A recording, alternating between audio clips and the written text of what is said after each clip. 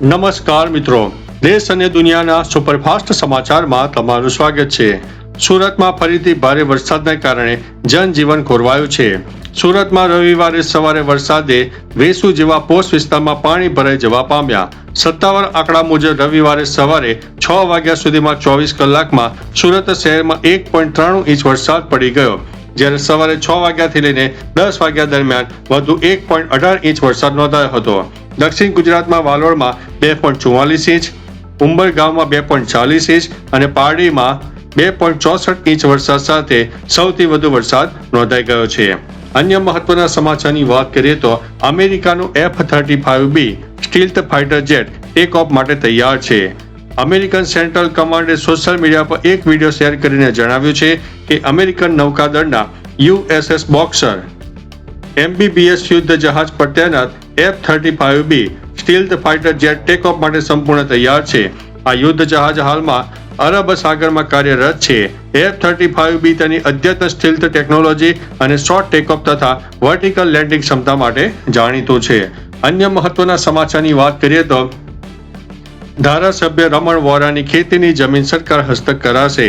ગુજરાત વિધાનસભાના પૂર્વ અધ્યક્ષ અને ઈડરના ભાજપ ધારાસભ્ય રમણલાલ વોરાને દાવડ ગામની 7 એકરથી વધુની ખેતીની જમીન મામલે મોટો ઝટકો લાગ્યો છે। ઈડર મામલતદારે ખોટા દસ્તાવેજોના આધારે ખેડૂત બનીને પરિવારના નામે ખરીદાયેલી જમીન સરકાર હસ્તક કરવાનો આદેશ આપ્યો છે। રજૂઆત છતાં ધારાસભ્ય અને પરિવાર કોર્ટમાં હાજર રહ્યા નહોતા તેમજ ખેડૂત હોવાના પુરાવા આપી શક્યા નહોતા। અન્ય મહત્વના સમાચારની વાત કરીએ તો ખાદ્ય તેલના ભાવમાં મોટો ભડકો। તહેવારોની સિઝન નજીક આવતા રાજકોટમાં ખાદ્ય તેલના ભાવે સામાન્ય જનતાના ખિસ્સા પર મોટો બોજ નાખ્યો છે। આજે સિંગ તેલના ડબ્બામાં 30 રૂપિયા અને કપાસિયા તેલના ડબ્બામાં 40 રૂપિયાનો વધારો થયો છે। છેલ્લા માત્ર 15 દિવસમાં સિંગ તેલ 165 રૂપિયા અને કપાસિયા તેલ 155 રૂપિયા મોંઘું થયું છે। મગફળી અને કપાસના ઓછા વાવેતરને કારણે કાચા માલની અછત સર્જાતા ભાવ સતત વધી રહ્યા છે। આગામી દિવસોમાં વધુ વધારાની પણ શક્યતા વર્ણવવામાં આવી છે। અન્ય મહત્વના સમાચારની વાત કરીએ તો દરિયામાં 116 લોકો ગાયબ। દક્ષિણ અમેરિકાના ગુયાનામાં એક મોટો દુઃખદ અકસ્માત થયો છે, જ્યાં 116 મુસાફરોને લઈ જતી એક ફેરી દરિયામાં ડૂબી ગઈ। આ ઘટના બાદ ઝડપી બચાવ કામગીરી શરૂ કરવામાં આવી છે અને અત્યાર સુધીમાં 53 લોકોને સુરક્ષિત રીતે બચાવી લેવામાં આવ્યા છે।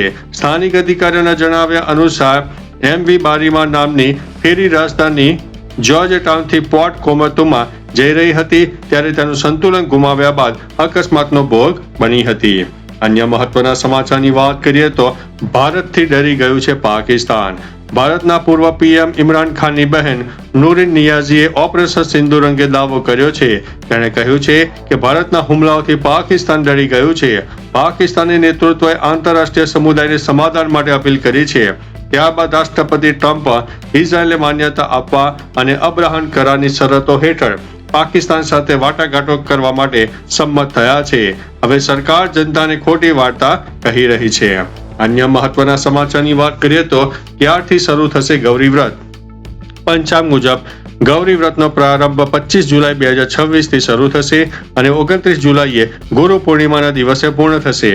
આ 5 દિવસ દરમિયાન માતા ગૌરી, ભગવાન શિવ અને ગણેશજીની પૂજા, આરતી, ભજન કીર્તન અને સાત્વિક આહારનું પાલન કરવામાં આવે છે। ધાર્મિક માન્યતા મુજબ આ વ્રતથી અપરિણિત યુવતીઓને મનગમતો જીવનસાથી મળે છે, જ્યારે પરિણિત મહિલાઓને સૌભાગ્ય, સુખી દાંપત્ય, સમૃદ્ધિ અને માતા ગૌરી અને શિવજીના આશીર્વાદ પર પ્રાપ્ત થાય છે। અન્ય મહત્વના સમાચારની વાત કરીએ તો હેડલાઇન્સ ઉપર નજર નાખીએ। સંસદનું ચોમાસું સત્ર આજથી શરૂ થશે। CJP આજે 2026ના ચોમાસુ સત્રના પહેલા દિવસે સંસદ માર્ચ કરશે। ગીતાંજલિ દ્વારા દાખલ કરાયેલી અરજી પર સુપ્રીમ કોર્ટ આજે સુનાવણી કરશે। અમેરિકામાં સતત 9મી રાત્રે ઈરાન પર હુમલો કર્યો। સ્પેસ આર્જેન્ટિનાએ 1-0થી હરાવીને વિશ્વ ચેમ્પિયન બની ગયું છે। અન્ય મહત્વના સમાચારની વાત કરીએ તો ઈરાન ઉપર તાબડતોડ હુમલો। અમેરિકા અને ઈરાન વચ્ચે સતત યુદ્ધ વધી રહ્યું છે। અમેરિકાએ સતત 9મી રાત્રે ઈરાન ઉપર હુમલો કર્યો। રિપોર્ટ અનુસાર અમેરિકી હુમલામાં ઉત્તર પશ્ચિમી શહેર તબરીઝ સહિત અનેક વિસ્તારોને નિશાન બનાવવામાં આવ્યા, જ્યારે દક્ષિણ પ્રાપ્ત હોર્મેઝગાન અને બુશ શહેરમાં પણ વિસ્ફોટકોના અવાજો સંભળાયા હોવાની પુષ્ટિ થઈ છે। અમેરિકી દૂતાવાસે અમેરિકી નાગરિકોને વહીવટી તંત્રની સૂચનાઓનું પાલન કરવા માટે આદેશ આપ્યો છે. અન્ય મહત્વના સમાચારની વાત કરીએ તો ભારે વરસાદની આગાહી. હવામાન વિભાગે ભારે વરસાદને લઈને મોટી આગાહી વ્યક્ત કરી છે. અપર એર સાયક્લોનિક સિસ્ટમ સક્રિય થતા સુરત, ડાંગ, તાપી, નવસારીમાં ભારે વરસાદની શક્યતા છે. ત્યારે બનાસકાંઠા, વાવ, થરાદ, પાટણમાં પણ વરસાદની આગાહી કરવામાં આવી છે. ઉપરાંત મહેસાણા, સાબરકાંઠા અને અરવલ્લીમાં સારો વરસાદ થઈ શકે છે. સૌરાષ્ટ્રના પણ વિવિધ ભાગોમાં સારા વરસાદની આગાહી હવામાન વિભાગે વ્યક્ત કરી છે.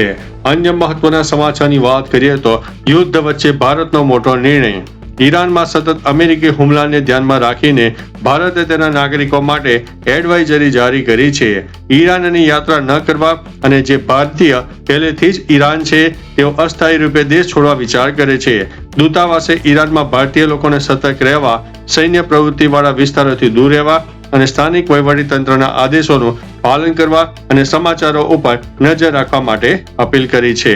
તો ચાલો મિત્રો, ફરીથી દેશ અને દુનિયાના સુપરફાસ્ટ સમાચાર લઈને મળતા રહીશું. ત્યાં સુધી અમને રજા આપશો. નમસ્તે.